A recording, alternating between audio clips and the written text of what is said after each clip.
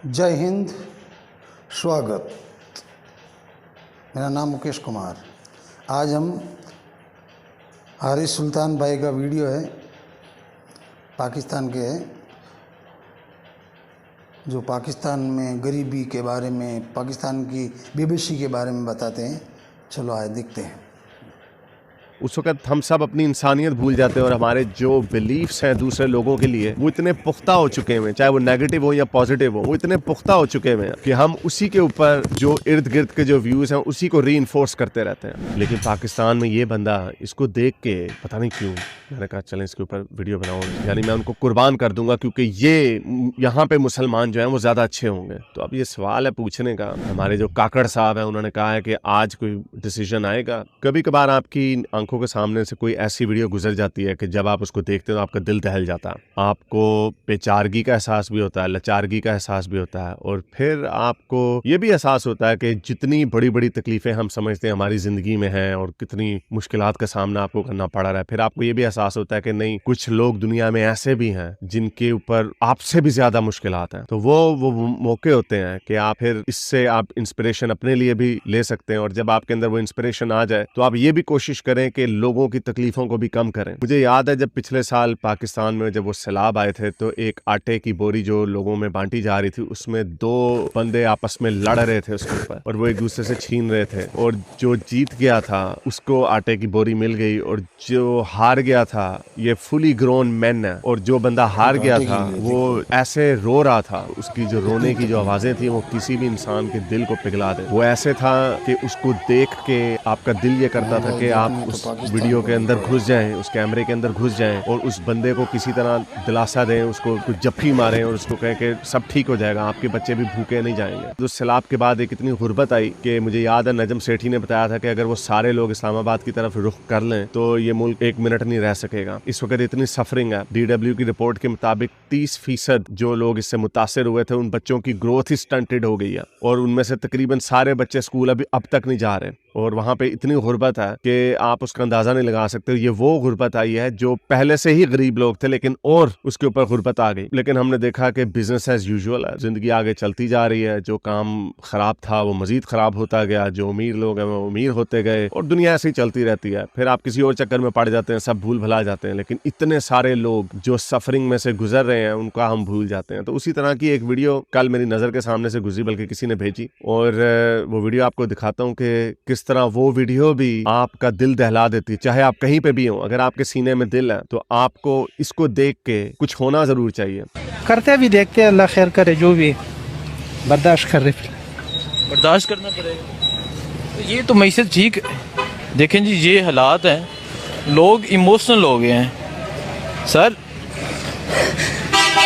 ये हालात हैं आम लोगों के, ये एक आम इंसान की ये मैं इसलिए कह रहा हूँ, ये मैंने आपके साथ इसलिए शेयर करनी थी क्योंकि हम एक ऐसे जालिम मुआशरे में रहते हैं कि एक ये हमारे कल्चर बन गया। और जैसे मैं अपने इंडिया पाकिस्तान की बात नहीं कर रहा, मैं पूरे दुनिया की कल्चर की बात कर रहा हूँ कि हम लोगों की सफरिंग देखते हैं, कुछ लोग उसके ऊपर मजाक कर रहे होते हैं, कुछ लोग आवाजें कस रहे होते हैं, कुछ लोगों को तकलीफ भी हो रही होती है शायद, लेकिन सब कुछ हो रहा होता। शायद ये हमेशा से ही होता था, शायद इस तरह का जो रवैया हमारे अंदर, इंसानों के अंदर हमेशा से होता था, लेकिन सोशल मीडिया की वजह से अब ये जो एक भद्दा चेहरा है हमारे सामने नजर आ जाता है। क्योंकि मैं देखता हूँ कि इस तरह की वीडियोस आती हैं, नीचे लोग कमेंट्स कर रहे होते हैं, कोई किसी को मुसलमान होने का ताना मार रहा होता है, कोई किसी को पाकिस्तानी होने का ताना मार रहा होता है। उस वक्त हम सब अपनी इंसानियत भूल जाते हैं और हमारे जो बिलीफ्स हैं दूसरे लोगों के लिए वो इतने पुख्ता हो चुके हैं, चाहे वो नेगेटिव हो या पॉजिटिव हो, वो इतने पुख्ता हो चुके हैं कि हम उसी के ऊपर जो इर्द गिर्द के जो व्यूज हैं उसी को रीइंफोर्स करते रहते हैं। तो मुझे बहुत सारी ऑडियंस इंडिया से देखती है और मैं देखता हूँ कुछ, अगेन ये हर एक की मैं बात नहीं कर रहा, क्योंकि मुझे जो मेरी वीडियो के नीचे जो कमेंट्स आते हैं वो तो बड़े पॉजिटिव कमेंट्स आते हैं। कई मुझे बहुत सारे लोग, बल्कि इंडिया के लोग मुझे नीचे कहते हैं कि मैं राइट विंग का था, मैं बड़े स्ट्रॉन्ग व्यूज थे अबाउट मुस्लिम्स या अबाउट पाकिस्तानी, लेकिन आपको देख के बदल गए। ऐसे मुझे कमेंट्स तकरीबन मैं रोज कुछ 4-5 कमेंट मेरी हर वीडियो के नीचे इसी तरह के कमेंट्स होते हैं। तो मेरी तो यही ख्वाहिश है कि जो लोग इंडियंस मुझे देखते हैं वो इसमें नफरत, जो एक हम जब सतही चीज पे जब चीजों को देखते हैं तो हमें नफरत हो जाती है, वो यार ये तो है ही ऐसे, ये डिजर्व करते हैं ऐसे। लेकिन आपको ये वीडियो दिखाने का मकसद ये है कि आपकी नजर में ये चीज याद रहे कि at the end of the day ये सब इंसान, इनका कोई कसूर नहीं होता, चाहे वो अफ्रीका में पैदा हो जाए, चाहे इंडिया में पैदा हो जाए या पाकिस्तान में पैदा हो जाए। अब ये बंदा बेचारा, ये इससे पूछा जा रहा है, जैसे कि आपको पता है कि पाकिस्तान में बड़ी एक इन्फ्लेशन आई हुई है, बिजली के बिल इतने ज्यादा बढ़ गए हैं कि लोग अब पहली दफा सड़कों में बिजली के बिल जला रहे हैं और इसके खिलाफ मुजाहरे कर रहे हैं। वरना हमेशा मुजाहरे, ये बड़ी एक अजीब सी लकड़ हजम किस्म की कौम है कि इनके लीडर्स इनके ऊपर जुल्म करते रहते हैं, लेकिन इनको कुछ एहसास नहीं होता, ये इसके ऊपर कोई बात नहीं करते। ये बस अपने अपने फेवरेट पॉलिटिकल लीडरों के पीछे, उनकी भेड़ें बकरियां बन के उनके पीछे लगे रहते हैं। लेकिन अब इतना पानी सर से ऊपर गुजर गया है कि अब लोग रो रहे हैं। मैंने कल सिर्फ खबरें, कोई 3 खबरें पढ़ी जिसमें लोगों ने खुदकुशियां कर ली। 2 उनमें से डायरेक्टली रिलेटेड थे बिजली के बिल के साथ। कल मुझे एक मैसेज भेजा किसी लड़के ने, सीए कर रहा है, वो दूसरे साल में है, वो मुझे बता रहा था हारिस भाई इतनी मायूसी हो गई और आपकी वजह से मैं एथियस्ट भी हो गया, तो अब तो यानी गुर्बत और जो उसकी पूरी फैमिली का प्रेशर उसके ऊपर है, वो कहता बर्दाश्त नहीं हो पा रहा। तो मेरे पास भी कुछ कहने को नहीं है। और जस्ट मैं आपको वैसे बता दूं कि अगर आपके जहन में कुछ इस तरह का ख्याल आता है तो प्लीज किसी से बात जरूर करें। मुझे पता है पाकिस्तान में मेंटल हेल्थ के ऊपर कोई इतना काम नहीं है, यहाँ पे उसको दवाएं करके फूके शूके मार के समझते हैं सब ठीक हो जाएगा। लेकिन अगर आप अपने दोस्तों से भी बात करें, किसी ऐसे बंदे से बात करें, किसी नए बंदे से बात करें, तो आपके दिल का बोझ हल्का हो जाता है। ये साइंटिफिकली प्रूवन चीज है कि जब आप अपनी तकलीफों का इजहार किसी के साथ करते हैं तो आपके दिल से वो बोझ उठ जाता है और उम्मीद की किरण, क्योंकि कोई और बंदा आपको उम्मीद की किरण जरूर दिखाएगा। मैंने भी अपनी जिंदगी में बड़े बड़े सख्त वक्त देखे हुए हैं, लेकिन ये मेरा मानना है कि जो मर्जी हो जाए, हर काली अंधेरी रात के बाद अच्छा सुनहरा दिन जरूर आता है, जरूर आता है। ये नहीं कहा जा सकता 1 साल बाद आएगा, 2 साल बाद आएगा, कुछ लोगों की सारी उम्र बीत जाती है, लेकिन ये जो स्ट्रगल होती है वो आपको बेहतर करती रहती है। लेकिन एनीवे, मैं ये पाकिस्तान के बिलों के हिसाब से मैंने जो बात करनी थी, इस तरह की लाचारगी देख के कि एक फुली ग्रोन मैन, इनके बच्चे होंगे घर में और ये शायद कर्जे पे चल रहे होंगे और बिजली का बिल आ गया होगा 70-80 हज़ार, इतनी उनकी तनख्वाह होगी, तो वो कैसे पे करेंगे?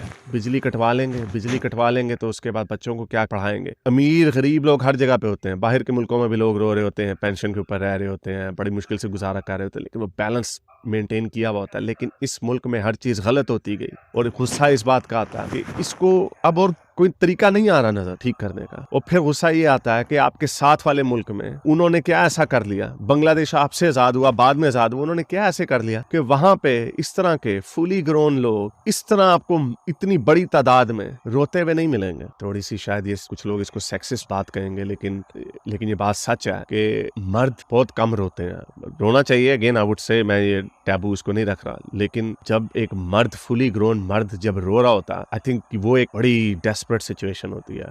पिछली बार बच्ची के टॉपर्स बेचे थे, अभी देखो क्या करते हैं।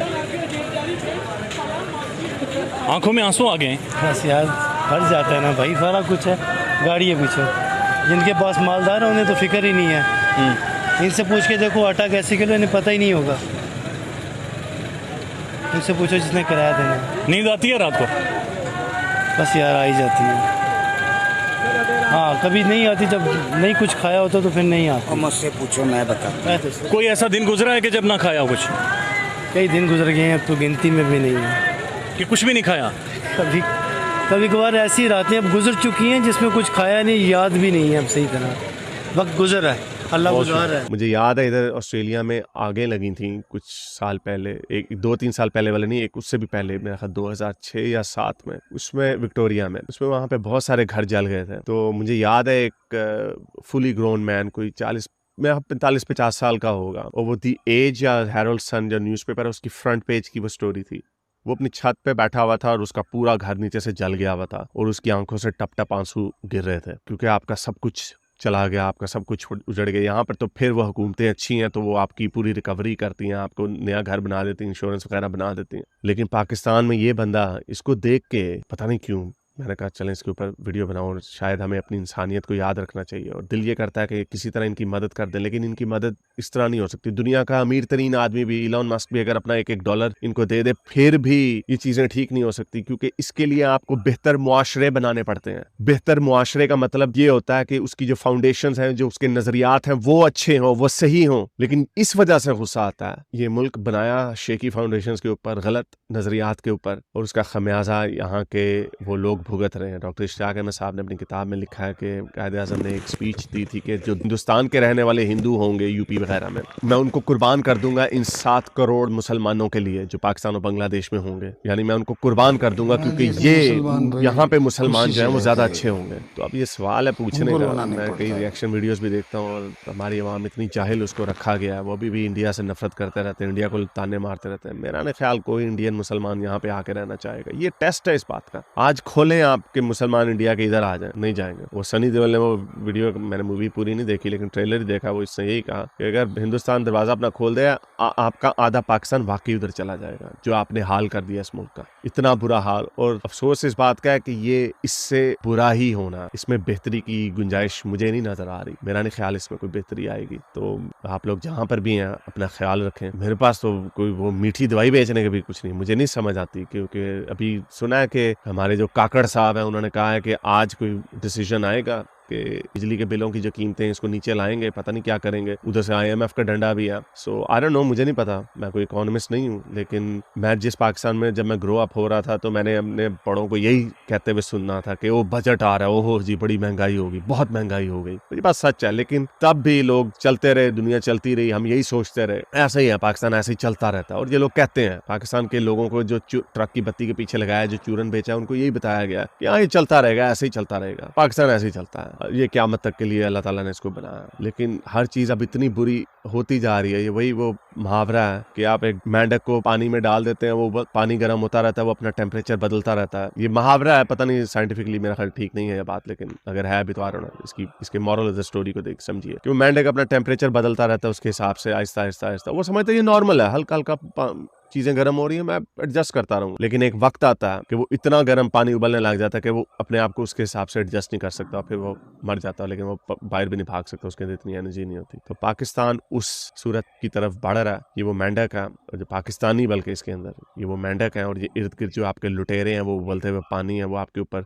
ये काम किए जा रहे हैं। और एक वक्त आना अनफॉर्चुनेटली अगेन मुझे कोई, लेकिन ये जो पाकिस्तान के जो बॉर्डर्स हैं, झंडे हैं, जो आइडिया ऑफ पाकिस्तान है, I couldn't care less about it. जो इसके अंदर लोग रहते हैं वो होते हैं, वो रिप्रेजेंट करते हैं, मुल्क बनते हैं लोगों के लिए। उन लोगों का मुझे बड़ा खौफ आ रहा कि बहुत बुरे किस्म के बहुत बुरे हालात आने वाले हैं। तो मैं यूजली इस तरह की बुरी खबरें नहीं देता, लेकिन ये जो वीडियो आपको दिखाई है, इस वीडियो ने मुझे बड़ा दहलाया, बड़ा मुझे अफसुर्दा किया। इसलिए मैंने कहा चलें, जो हमारे जो बॉर्डर के उस तरफ के जो लोग हैं इंडिया वाले, प्लीज़ ट्रोलिंग मत किया करें इस तरह की ना, क्योंकि मैं बड़े इस तरह के कमेंट्स देख रहा था। आई नो मेरी एक छोटी सी आवाज़ है, लेकिन जो लोग मुझे सुनते हैं इंडिया में, अगर वो भी इसको मेरी इस वीडियो अगर आपके दिल तक पहुंचती है तो हमदर्दी रखिए, अपनी हमदर्दी ना जाने दीजिए। हमदर्दी जाएगी, जली कटी सुनाएंगे, ट्रोलिंग लोग करते हैं, करेंगे, लेकिन इसका नुकसान भी किसी को, शायद उनको भी नहीं होगा, वो तो बेचारे अपनी मुसीबतों में पड़े हुए, लेकिन आपके अंदर से इंसानियत जो है वो कम हो जाएगी। अगर आपको मेरी ये वीडियो अच्छी लगी तो मेरे चैनल के मेंबर बनिए, पेट्रन बनिए, या फिर आप मुझे बाय मी या कॉफी में भी सपोर्ट कर सकते हैं। देखा पाकिस्तान की हालत। हारिस सुल्तान भाई ने अपना दुख प्रकट किया। पाकिस्तान की तकलीफ हम भी समझते हैं, लोग परेशान हैं, आटा महंगा, जो खाने पीने की चीज़ें तो कम से कम सस्ती होनी चाहिए। लेकिन पाकिस्तान के हुक्मरान, जो पाकिस्तान का एलीट क्रीम, जो ऊँचे ऊँचे पदों पर बैठे हैं, वही पैसे खा जाते हैं। लेकिन वहाँ का गरीब आज बहुत ही बेबस है, लाचार है। आज पाकिस्तान की महंगाई दर लगभग 40% से पार हो गई है। पेट्रोल 300 से पार हो गया है। बिजली भी महंगी। अगर घर में 4-5 लोग हो और एक कमाने वाला है तो वो रोएगा नहीं तो क्या करेगा। दुख होता है हमें भी पाकिस्तान के बारे में, लेकिन गुस्सा भी आता है कि उन लोगों ने जो पैसा, उनकी सरकार को पैसा अपने गरीब भाइयों के ऊपर लगाना था, वहाँ की आवाम के ऊपर लगाना था, लेकिन वो न लगा पाए। और मुझे मालूम है 90 में जब हम पुणे में थे, वहाँ पर एक आज का आनंद नाम का पेपर आता था। तो उस वक्त कश्मीर की हालत के बारे में हमने बहुत पढ़ा है, बहुत दुख दिया था। वही पाकिस्तान था, उस वक्त पाकिस्तान के हालात अच्छे थे, आज बुरे हुए तो रोना रो रहे, पूरी आवाम रोना रो रही। क्या कह सकते हैं हम इसके बारे में। फिर भी हम ऊपर वाले से प्रार्थना करेंगे कि भाई पाकिस्तान की भी हालत सुधरे और वहाँ की भी आवाम का कोई कसूर नहीं। आवाम हमेशा मासूम होती है, पैसा खा जाते साल ऊपर के लोग, क्या आवाम का कोई कसूर नहीं होता है। दोस्तों, ये है पाकिस्तान की हालत। देख लो, ये हारिस सुल्तान भाई का वीडियो था, इसके ऊपर हमने रिएक्ट किया है। जय हिंद दोस्तों, जय माँ भारती, वंदे मातरम।